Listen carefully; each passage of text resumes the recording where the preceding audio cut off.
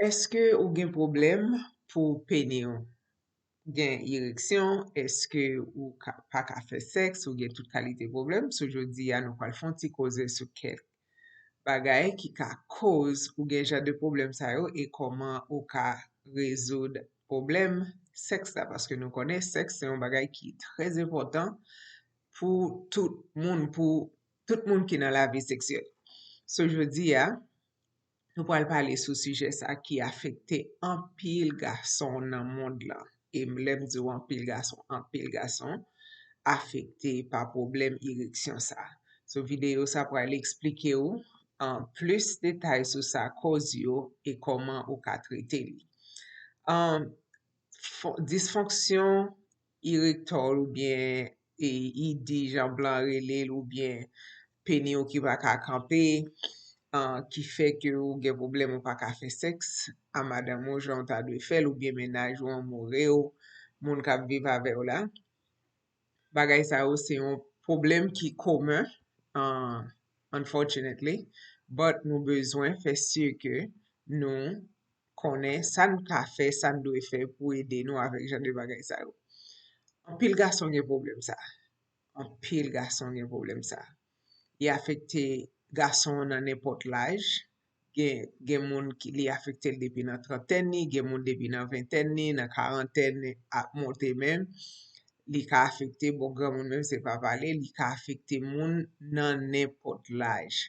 Kelke swa ran moun nan la sosyete a konti moun yo di, bagay sa ka afekte yo. So, gen yon seri de bagay takou laj ki fe risk pou sa afekte ou la vin monte plus toujou. Takou tou gen lot bagay takou maladi ke sütou, ou bientou si moun nan fe suk, ou bientou si li gan pil stres nan la vil. Jan de bagay sa ou se bagay ki ka afekte e ke moun nan pa gen ereksyon, ou gade wap ou nou fe lan moun, tout bagay ap mache, eksepte bagay la pa ka kampe pou nou fe sa ki pi esensyel nan lan moun. So, li important pou nou konen sa koz yo. Kek bagay ki koz yo, kom mwen diyo deja, se maladi ke ya, paske nou konen, si pa gen ase san kap sikule la dan, sa ka fe ke li pa fonksyone bien, e yon nan problem ki ka gen, se ke li ka gen, ou moun ki fe kolesterol. Kolesterol sa son bagay ki afekte an pil bagay, ou ta sezi we, mem jan li clog arter yo ki fe san pa ka sikule bien nan kèw, se mem jan tou li afekte mem sikulasyon sa yo kale nan peni ou kale lot kote tou. On moun ki fe tansyon, surtout si moun nan fe tansyon ki wo, sa ve di ou ke ap travay ekstra, gen kote ki pi important ki bezwen. Si san la boye a soli ale la dan pito, moun ki fe suk yo nou konen jan suk, gade video nou fe sou suk wapwe, e wap jwen an pil eksplikasyon. E sou fe suk nou konen jan de bagay sa yo afekte sa an pil, yo afekte moun an pil, e suto sou afe maladi seksyel. Moun ki fume tou, moun ki fume ou ta se di we sa paske lo fume, li fe, se sak fe lo fume, li fe tansyon vin monte, li fe, paske li vin fe, kreyon restriksyon nan blood vessel yo. So, sou fume, ou pran alkohol, ou konsume alkohol, ou bien kleren, kon di moun yo di, jan de bagay sa yo ka afekte yo. E ou tap sezi we, yon moun ki gen an pil stres nan la vil, yon moun ki stresse, ki gen depresyon, ki anksiyete, bagay sa yo afekte moun sa an pil. M toujou di moun sa, si wap fe seks, pa panse de li pa mette anyen nan tèt ou, panse ke jodi a ou pral bien performe, paske son met nan tèt ou, son panse se kon sa ou pral age, se kon sa ou pral performe. So, sou met nan tèt ou ke jodi a tout bagay pral bien pase, e men tout bagay a bien pase. So, si ou met nan tèt ou tan kou panan ou pral fe seksa ou santi ou pe ou, oh my gosh, eske map ka bay performans ke mte bay semen pase ya, Toujè de bagay sa ou pral afekte ou. So, son kesyon de relax ko, relax mind ou relax l'esprit ou, pa kite bagay sa yo vin nan tèt ou pou empèche ou bay servis ou dwe bay la. Paske ou konen son servis ki trez important pou ni ou, ni madama ou, ni menaja ou avèk moun wap fè seks la. So, me zanmim yo, an nou relax, ok? An nou relax. Take a deep breath avon al fè bagay sa yo pou kapab mete yo en form, ok? Kek bagay ou ka fè, par exemple, premier bagay m'a evite ou fè, se pou konsulte avèk doktor. Nepot bagay, m toujou di nou sa, nepot bagay nou pale sou Chanel Conseil Santé AKMG, se pou konsulte avèk doktor avan ki ou fèl. Non selman bay ti konsey, men moun ki ka edo plus, se doktor. So, wap etabli yon relasyon avèk doktor, mete ou a lez, spesyalman alwe yon spesyalist. Paske gen tout kalite doktor nou konen deja, men yon spesyalist, yon moun ki fè urology, moun sa li menm se moun sa ki konen tout detay, plus pase yon moun ki selman doktor general. So, alwe moun sa pou kapab ede opito la pi bon pou nou kapab etabli ki sa nou ka fe pou nou ede proses la. Paske nou konen, si nou pa fonjan, la vin pi mal chak jou.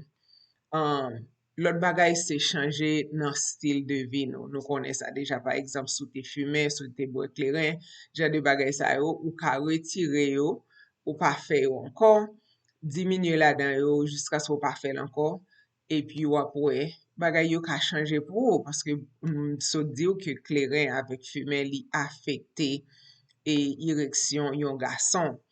Apre sa, ou ka fe egzersis regulyeman, ou ka bien dormi, nou konen, dormi ede nan tout bagay sou gwo, ou ka perdi poa, ou ka manje e bon manje takou legume, ou avek fwi, vegetab, jan de bagay sa yo.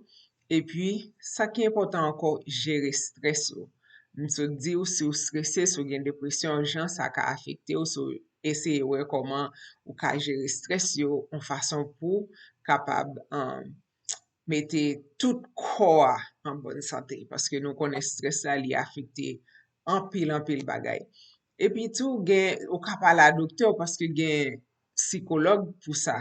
Ou ka alwe yon psikolog ou chita ou pale, paske si gen moun depil pralant li gen maladi chanm, par exemple, gen moun depi li rive l'hopital, li ou infimier, ou doktor, ou siyene, depi li ou moun l'hopital la, tansyon l'monte, se pa, etadiske moun nan, se pa moun ki fe tansyon, sa pa se stres situasyon ke la dan nan, environnement ke la dan nan, fe ke li e tansyon vin monte non nivou ke l'pak jam te avan. So sa vle di, e jwen mande doktor ou referanson terapi ke ou ka alwe pou ka feti pale pou ka ede ou koman pou jere stres yo. Paske stres nou konen li fe an pil efè sou nou. So moun mwen yo, kontrole sukoutou, sou fe suk kontrole sukoutou, e sa, gan an pil pou we avek bagay sa ou chèche alternatif yo pito. E pi, sa ki important, se tretman e doktor ave ou nou chita, nou planifiye, nou deside ki sa ka bon pou. Sonje gan an pil kalite tretman, gen gren, gen operasyon, gen terapi. So, pale avek doktor pou ka konen ki es la dan yo ki a bon pou. Sa pa gen lontan mte gon an pasyen ki vin fè an operasyon pou mette an pomp. Sa ve di, gen moun nan gen 94 an. Men madame ni li jen pasel, el vle kontinye fè seks a madame ni. So li vin mette an pomp a 94 an, 94 years old, li vin mette yon pomp, yon fason pou lka satisfè madame ni, e satisfè tet li tou.